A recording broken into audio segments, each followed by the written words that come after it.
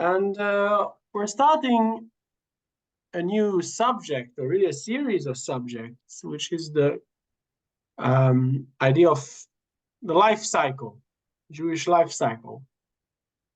What happens at birth, what happens when we are alive, and I assume somebody will also teach you about death and how does it happen when the neshama moves on to the next stage. But today we're going to talk about birth, or actually a bit of the earlier stages, and we have to start just by understanding the place of family, the place of children in Judaism. Now, we're going to start all the way from the beginning of the Torah. We need to go actually to the story of creation, and I'm going to give you a text which, you know, very often when we think of halakha, or Jewish law, we don't think of Bereshit, don't think about the first book of the Torah, Genesis. Because Genesis is stories, you know, it's the creation of the world, it's Abraham, it's Yitzchak, it's Yaakov. Most of Genesis, most of Bereshit is not in any way practical in the terms of actual law. Of course, it's extremely important moral teachings for us. But there are nevertheless a few mitzvot, a few laws in the first book.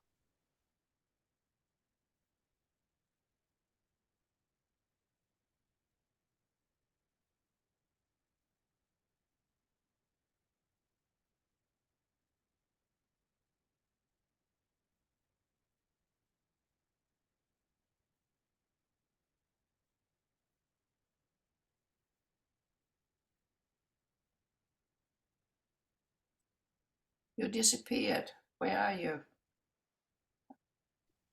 Okay, I was thinking like it's only for me. Okay, that's it. No, I think they were kicked out. But now I see Nordic. You think so? Okay, let's see. Can you hear me now? Can you see me? I can't. No, not see you, but we hear you. I can see you. Can you see the text? Can you see the screen I have shared? No, I can only see you. No, we can hear you. Right. Maybe I'll go somewhere with better No, connection. Now I can hear and sorry, I can see the I screen. think there's a connection problem here. At least I So can see. Now you share the screen. Okay, wait a second. I think the connection will be better somewhere else.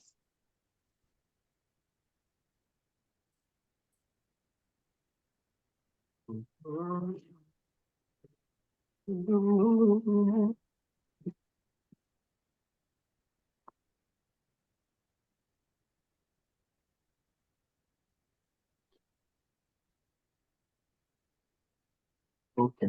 Hang on. Rav Shmuel, I just got back. I see this. I can see you and I can see the screen. So I think all is okay. Everything is okay. Okay, but here, anyways, the Wi-Fi is stronger, so I think that'll be better. Now, so we have a text here. "ויברך אותם אלוהים, ויאמר להם אלוהים, פרו ורבו ומילאו את הארץ."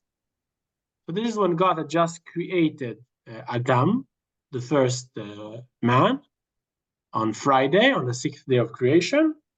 And what does God tell him? Could somebody please read? It's English. Any volunteers? I can read it. Please. God blessed them, and God said to them, "Be fertile and increase, fill the earth and master it, and rule the fish of the sea, the birds of the sky, and all the living things that creeps on earth." Okay, thank you very much. So there's a lot in this verse that could be used for different purposes. But in halakha, this is actually these words, purvu, be fertile and increase, or more common translation that I have heard is be fruitful and multiply, means it's a mitzvah to have children. And it's the first mitzvah of the whole Torah. Person has a mitzvah to start a family and to have children. God did not create the world just for you yourself. You're meant to bring up a next generation. So this is where the concept, where it's first mentioned, and it's interesting because this rule comes a few times, and our sages explain us that it's also a blessing, that Hashem should bless you with children. Hashem will bless you with children, but it's also a commandment.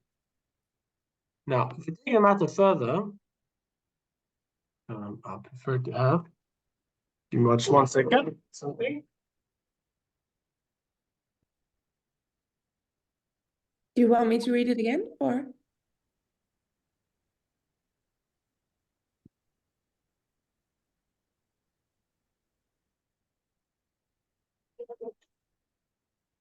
If we go a little bit further,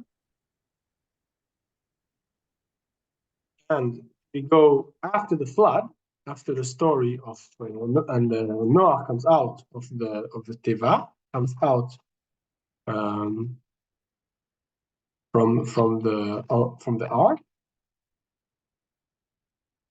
So there we see an even stronger state. This is chapter 8.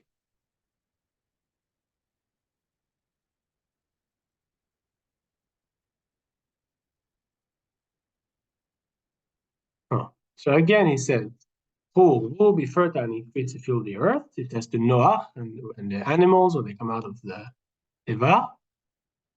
Every creature that lives shall be yours to eat. You must have this flesh. Okay.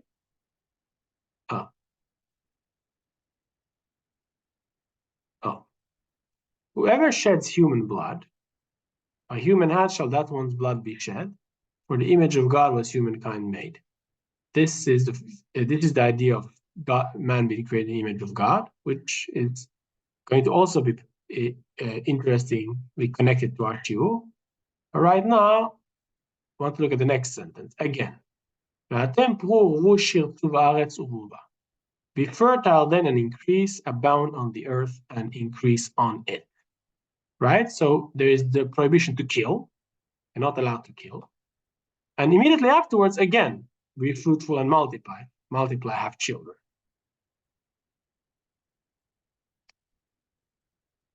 So here is a very interesting comment that Rashi brings down. He brings it from the Talmud. Any volunteers here to read just this piece here that I'm pointing? I can. Yeah, please. According to the Midrashic explanation, this command is mentioned here after the mention of murder in order to liken one who abstains from having children to one who sheds blood. Right. So this is, I'm showing this to you just for you to understand how serious the idea of having a family is in Judaism, that the Talmud actually makes a connection between these two verses. You shall not, if you shed human blood, your blood shall be shed. That means you're not allowed to kill. Man was created in the image of God. And then it says, and be fruitful and multiply again, which means, in a way, to a certain extent, of course, the person who says, I'm not going to have children, I'm not going to start a family, I'm not interested in this stuff, he's in a way a killer because he's killing the potential future which was meant to come through it. There is a purpose for every person in this world, and there are children for most of us. Of course, some people cannot have children, but a person, and then that means God has different plans for him. But at the basic level, a person is meant to have children, and refusing to do so is refusing the calling, part of the mission that God has sent you to, and in a way, it's actually killing the people who could have come. Okay, two pieces, the beginning of Bereshit. Then I want to show you a place which is we just read yesterday in the Torah. Who knows what parasha did we read yesterday? Vayeshev. Vayeshev. Excellent. Excellent. So in the middle of Vayeshev, there is the story of Yehuda and Tamar. I don't know if you paid much attention to it. Most people, usually Vayeshev, you think about Joseph, right? Joseph, then the whole fight, he gets sold into slavery by his brothers. And in the middle of that story, there's another story of Yehuda. And to cut the long story short, he gets married. He has 3 sons. The first son marries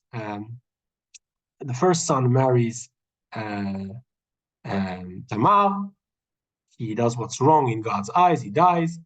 The second son, the first son is called the second son, Onan, also does something bad, and he dies. And then Shelah doesn't get married, and there's the whole story. Tamar dresses up as a prostitute and eventually has a child with Yehuda himself, 2 children.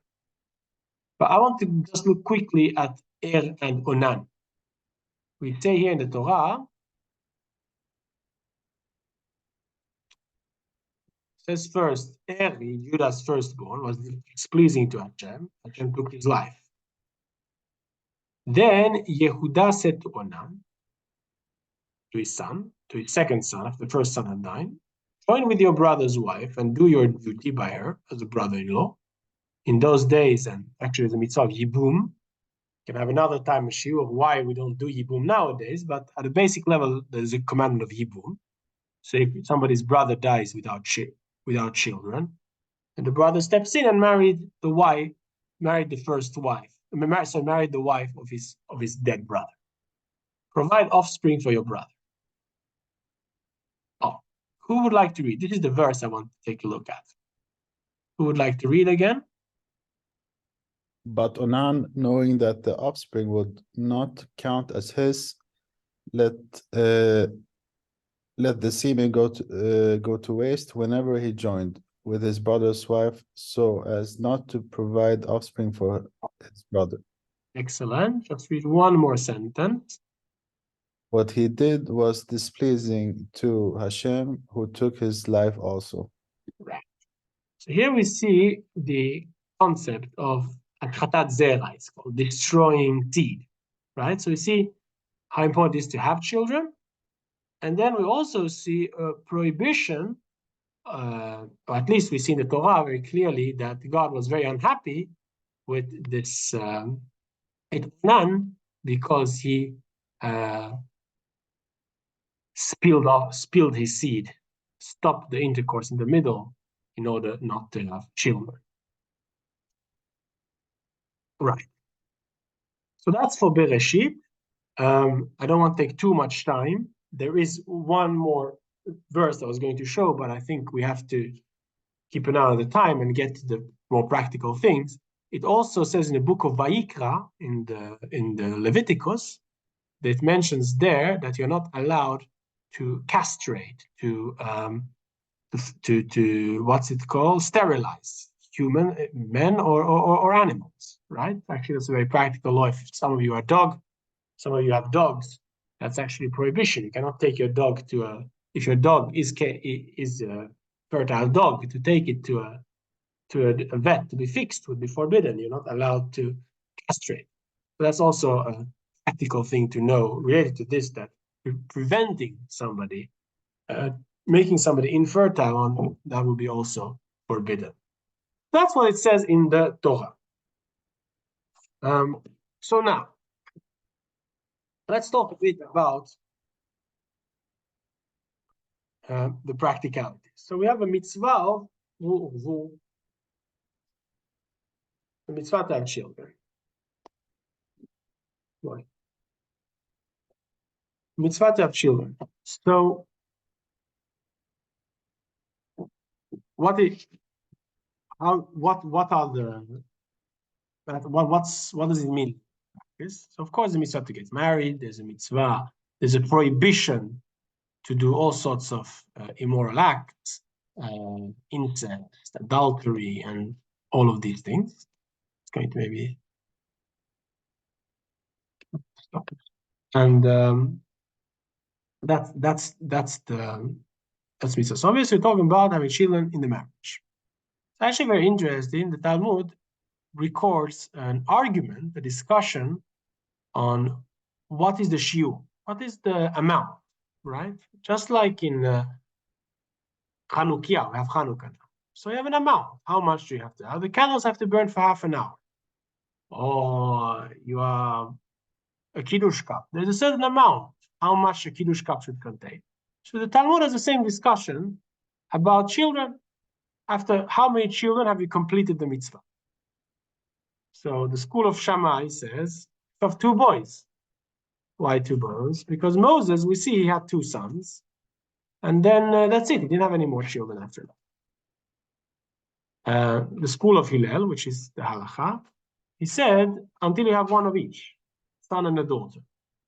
Because that's the idea of be fruitful and multiply. Once you have a son and a daughter, then you are bringing to the world more possibility to be fruitful and multiplying, so to say, because you brought 1 of each, so to say. And because you always need both for there to be more children in the world, that's the, so to say, shiur of the mitzvah, the amount. Of course, every child after that is also a very big mitzvah. The Chachamim say that you should have children, because you don't know which children are going to be the special ones that are going to affect the world in the best possible way. But that's the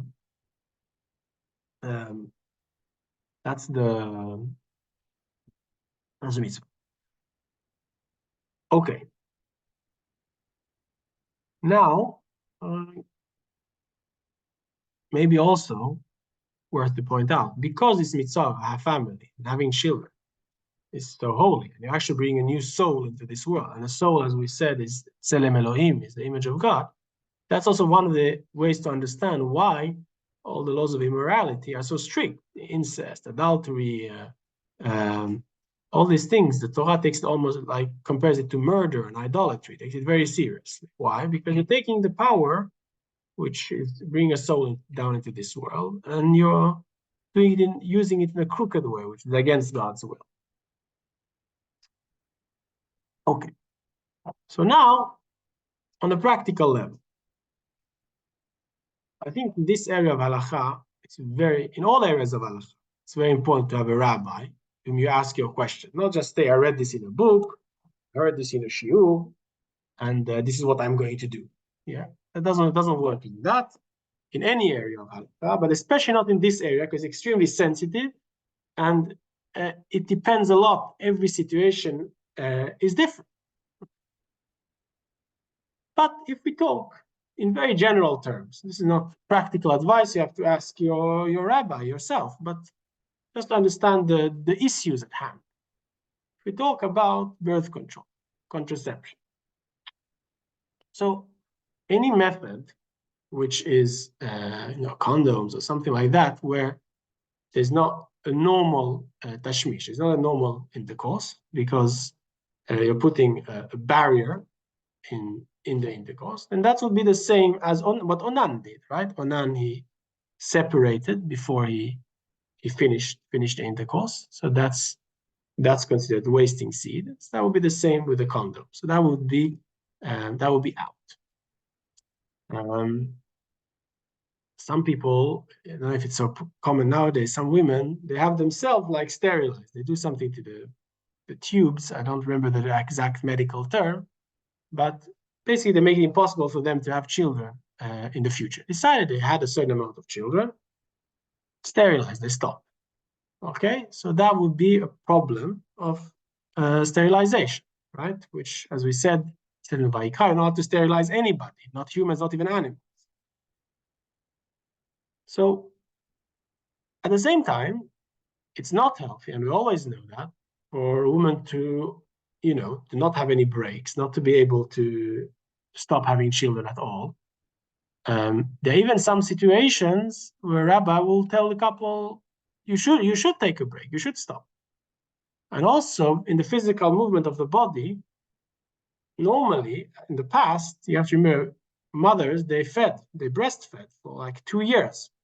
And usually when it works properly, it's not something that always works 100%, but normally when a woman is breastfeeding 100%, she, the cycle doesn't work normally. She wouldn't have become pregnant.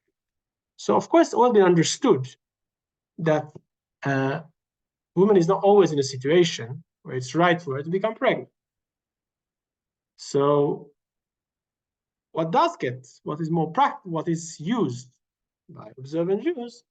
One thing is the pill, of course, that because it's not sterilizing, it's just taking a break, stopping the period, or stopping the possibility to have children at a certain for a certain amount of time until a person feels ready again.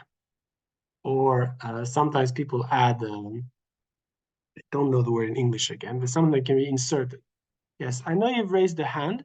Do you mind, because there's really a lot of material in the shiur, do you mind if we leave the questions for the end of the shiur? Okay. So I think there's a lot here to discuss. So I think, and very often the questions you ask, they get answered before the shiur is over. So we'll leave the questions for the end of the shiur this time. There is another thing, sometimes some women have something inserted deeper inside. It's a diaphragm, maybe? I don't remember the word in English. IUD. A what? IUD. An IUD. You insert an IUD inside. So that, again, the act of intercourse is completely normal. And this is just something that prevents the sperm later on to take root. You haven't wasted it. So that would be permitted on the basic level, because it's not any different really than a man having and a woman having intercourse in a situation where we know she's not going to become pregnant. Let's say she's already gone through menopause, or let's say she's always been akara, she's always been barren, she's never had children, right? So that would be so now it's the same thing. It just added something physical inside to prevent the woman from becoming pregnant in this situation. So that would be, again, something that you can consider. Now, even in a case where somebody uses a method of birth control, which is permitted, why is it very important to discuss with the Rav? Because you might not have the prohibition of wasting seed, and you might not have the prohibition of sterilization, but there's still a mitzvah to have children, mitzvah of purvu. And as we say, it's an extremely important mitzvah. So for somebody to say, I'm just gonna stop having children, I'm not gonna have children, that's of course not the Torah, that's not something that's proper from a Torah perspective. But to say, this is not the right situation for me to have children. You just had a baby, or sometimes also even a couple are just gotten married, but there are reasons why it's not the right thing for them to do now, to have children. Or sometimes there are medical conditions which would make having children even risky. If something would be dangerous, then it would be an obligation to take some sort of contraception. So that's, again, I'm not telling you here halacha what you should do. I'm just giving you a picture. What's this based on, and what are the matters to discuss here, and why is it halachically relevant, right? It comes from these verses in the Torah and these parts of the Talmud. Okay, so that's more or less the picture when we talk about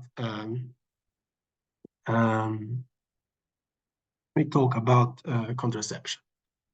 And then you have the opposite way, people who want to have children. They very, very much want to have children,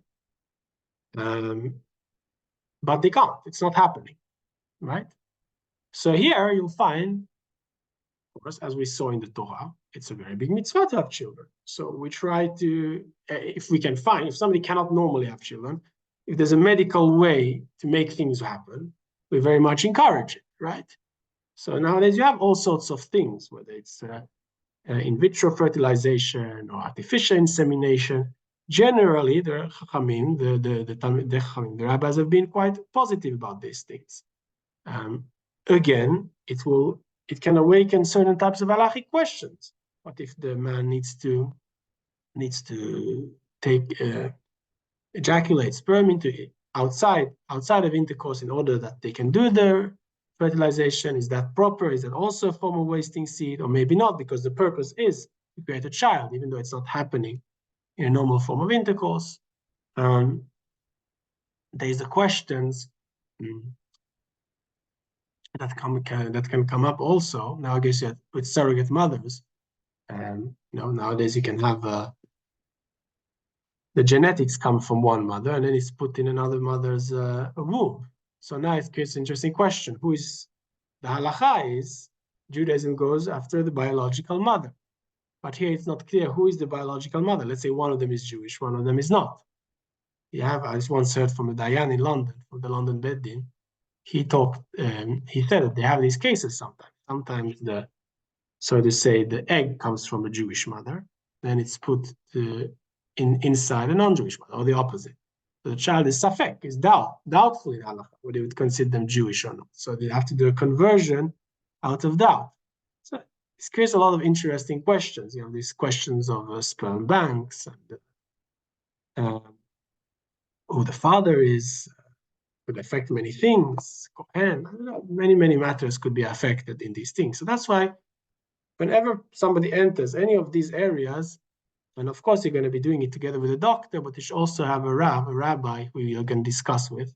And most of us, rabbis of communities, don't even know the halachot so well. We just know the general picture. We'll refer to somebody who's expert and specialized in this area of medical halakha.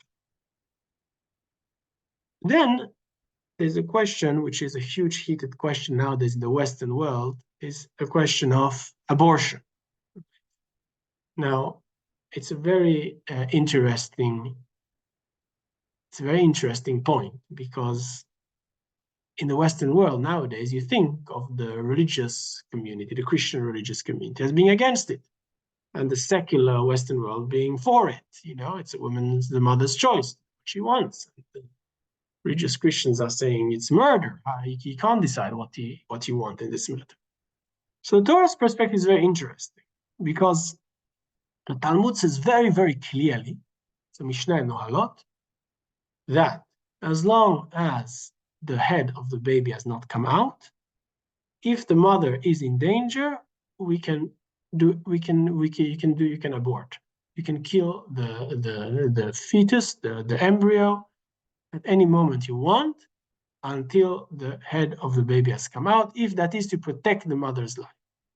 Once the head is out, then it doesn't matter anymore. They're both equal. So the baby and the mother just as equal, just have to let God decide who's going to live and who's going to die, because it's a human being. But until that moment, as long as the baby is in the womb, the mother's life takes precedence. And if that means the fetus has to die, then the fetus will have to die. So it's very interesting. That's what the Talmud says.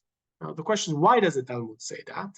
Does that mean that the fetus is not life? It is some sort of life. And you can imagine the last few hours before the head comes out, it's a very, very form of life. So why would this baby's life be less valuable than the mother's life? It's a really interesting question. So there are those opinions who say that that's the idea, that life starts when the head comes out. Before that, it's not life. Other opinions who say that no, what the Talmud is trying to say is that because this is endangering the mother, so it's in a way the mother is like the victim. So you have to protect the victim, not the attacker is not the right way in this story, but the one who's causing the risk, who's causing the danger. Either way, that's halakha is very, very clear. If the mother's life is in any way in danger, then you can do abortion. If not, then you can't. That's also very clear. The Talmud says specifically in the case where the mother's life is in danger, even if it's not definite danger, small chance, just like in the laws of Shabbat, right? You're allowed to break Shabbat. If there is a chance, this could be dangerous. And dangerous is a very difficult thing to measure, right? Because it could be a physical, actual danger in giving birth, or it could be psychological things, emotional things. There are many things that could cause potentially a situation of danger. So again, a person should talk to his doctor, but he should also discuss it with the Rav if he gets to a point where this matter becomes relevant. Okay, but this is all, so to say, just to give you a bit of a bit of a base, understand all these halachic questions, all these discussions that are brought down in the Jewish world. to understand where they're coming from. What's the basis for it? Now, B'ezrat Hashem, when everything goes well, mother is pregnant, expecting a child, it's a very special time. It's time to pray, to say Tehillim for the child. It's brought down in the Talmud. It's timed also in it's a very spiritual thing that they talk about the soul, studying Torah, they're in heaven, many things connected to the pregnancy. You can find in the book of stanza that you have, the nice psalms you can say, whether during the pregnancy or during the moments during labor and at the birth. So for the labor, there are two things that are important to note. Some of you have already learned the laws of Nida, of family purity, others have not. But it's important to know that once labor is until blood has come, then the woman remains tehora. No, there's no special laws of Nida. Once she starts bleeding, the laws of Nida, the same laws you have during a period, will all start applying from that moment. And it goes on until the blood clears up, which can be 6 weeks, 7 weeks, 5 weeks after giving birth, depending on the case. And then, of course, after that, the 7 days of purity and the mikveh and all of that you're going to learn about it. Okay, that is this concerning Taharat HaMishpacha, family purity. And then one last thing that we need to discuss is Shabbat, right? There's always one chance in 7 that the baby is born on Shabbat. And there's also a chance it could be born on a Chag, right? So now this is, again, a very interesting borderline case. Because we all know the famous, assume you know the famous halakha that danger to life overrides Shabbat, right? It says in the Torah, you shall live through the laws, not that you shall die through the laws, right? So if there's even a small chance somebody's life could be in danger, allowed to break Shabbat. You're meant to break Shabbat. And somebody who says, I'm not going to save somebody's life, I'm going to keep Shabbat, he's a murderer, right? If somebody's life is in danger, don't ask any questions. You call the police, you drive, you call the ambulance, you drive, you do everything. Now, giving birth is interesting because it shouldn't be dangerous. It's a natural thing that God has made a woman to do, right? But any complications happen, anything bad happen, it could be potentially very dangerous.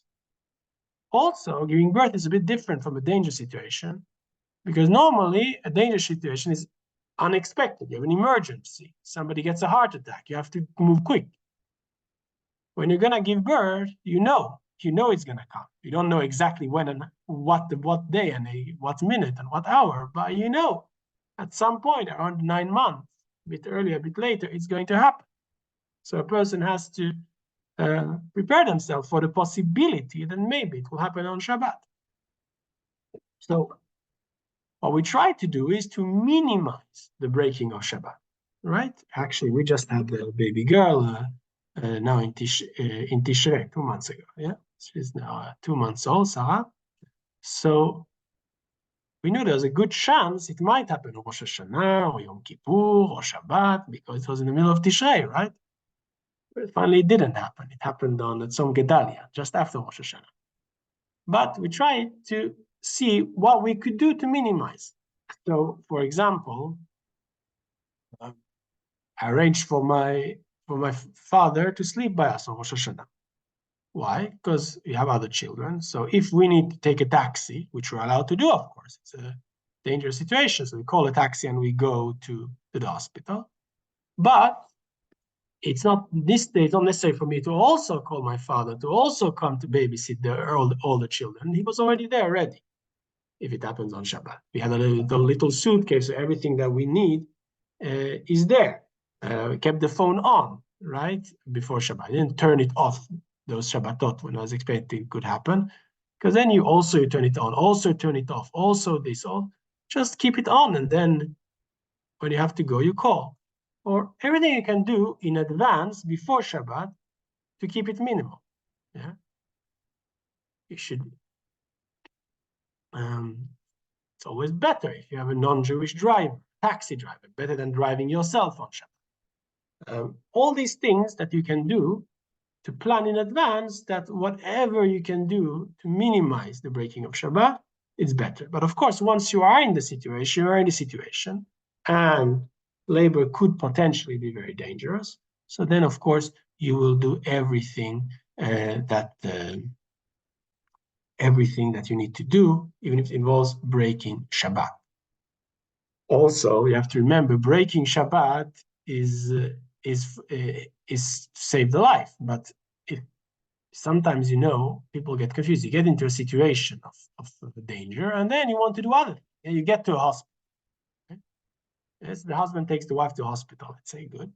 So you can break Shabbat for her, you can't break but the husband's life is not in danger. So, sometimes if let's say you come to Shabbat morning, he can't and then he wants to go home. He can't, after the baby is born or whatever. He can't take a taxi now to go home. There's nothing dangerous about it. So he'll have to spend Shabbat there in the hospital. So it's very important to plan everything in advance so that you have everything you need for that possibility. Okay. Then, of course, all the rest, what happens after the baby is born, Brit Milah, Zevet Abad, that you're going to learn with Rav Natan next week. It is brought down, you'll see it in your book of Steinsaltz, it's actually brought down certain blessings to say at the birth. Of course, you should pray, you should Tehillim, everything, during, before, pray to God that everything should go well. Once the child is born, it's brought down for a boy, the bracha to say is Baruch Atah Hashem Elokeinu melech haolam hatov ve'ametiv. That's the one who is good and does good. When a girl is born, to make the bracha Shecheyanu v'kimanu v'gianu lazman hazeh. You find both brachot in the Steinsaltz book. Not all Jewish communities have the custom to say them. There are different customs about it, but that's the generally accepted practice. And right, so that is the first moments, or the lead up to the first moments of a Jew's life. Very good. Now there are lots of questions. Try to deal with them one by one. Spiral, right? Okay, so you were just giving me the right words. Intrauterine device, spiral. Very good. I'm born on Shabbat. Okay, very good. Rebecca Ketura, you had a question. Yes, I was just wondering if for medical reasons you have to remove your uterus or say your ovaries or something, then that would be considered okay, or? Right. If there is a danger in keeping them, then yeah, that would be a life-threatening situation, just like any others. Then you could have them. Then you would have them removed. Yes. It's actually interesting. There is one theory in the Midrashim that Sarah Imenu, our matriarch, she actually did not have a womb, and the miracle. That's why, and so to say, that was the part of the huge miracle that Hashem created a womb for her, and suddenly she started bleeding and everything when the angel said you're going to have a child. So, you reminded me of that.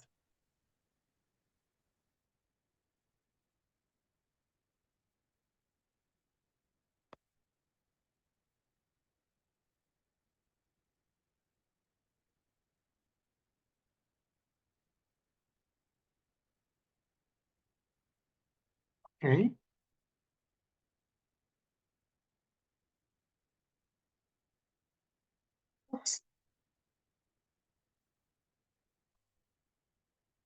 Okay. So I don't think I have so much more.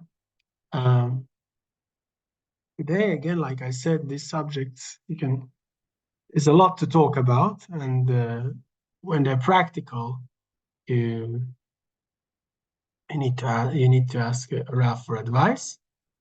But I think we've given us a bit of a picture, and what's important to take out from all of this is having children is a very, very big blessing for Hashem. And I want to finish with a nice thing. I know somebody, a Rav in London, Dayan, And I was discussing with somebody that, someone is financially difficult to have children or to look after the children and so on.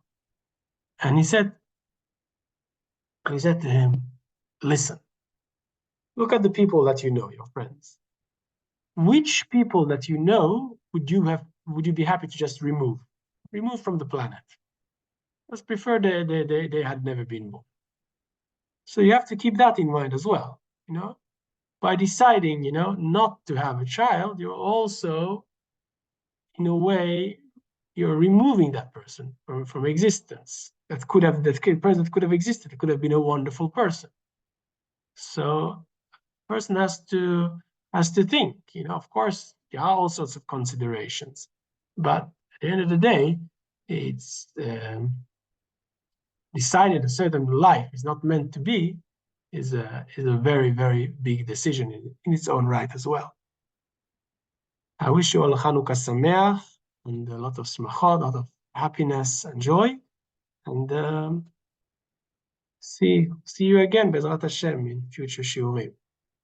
חג שמח. חנוכה שמח, תודה רבה. חנוכה שמח. חנוכה Kiitos. Kiitos. Kiitos.